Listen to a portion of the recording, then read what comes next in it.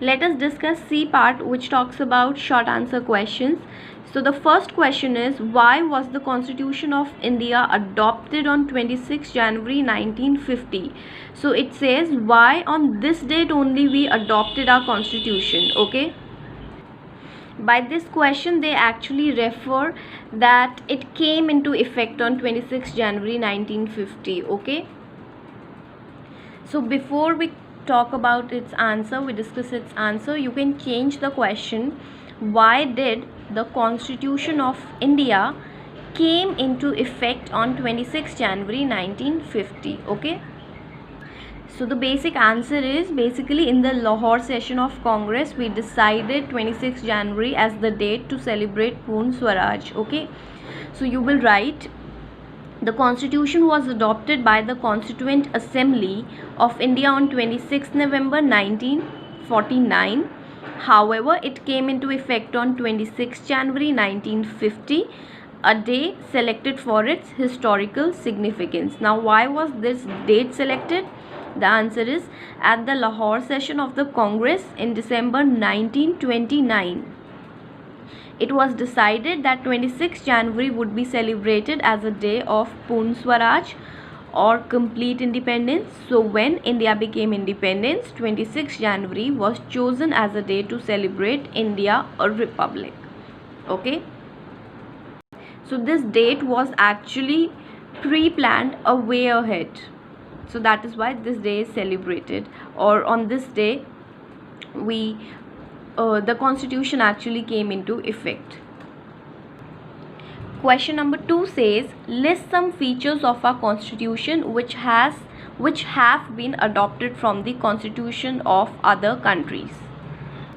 So you will write all the features which we have adopted or which India adopted from different constitution. So you will start the answer as, the framers of our Constitution studied and incorporated the best features of various constitution of the world, which are as follows. Okay, and then you will write this in numbers. Number 1, the fundamental rights and the federal form of government were adopted from the Constitution of USA. The parliamentary system of government and the single citizenship were adopted from the Constitution of UK. The directive principles of state policy were adopted from the Constitution of Ireland. And number 4, the 5-year plans and fundamental duties were adopted from the Constitution of former USSR. Third question says, what do you understand by sovereignty and democracy? Okay, sovereignty we have already talked about, and democracy also.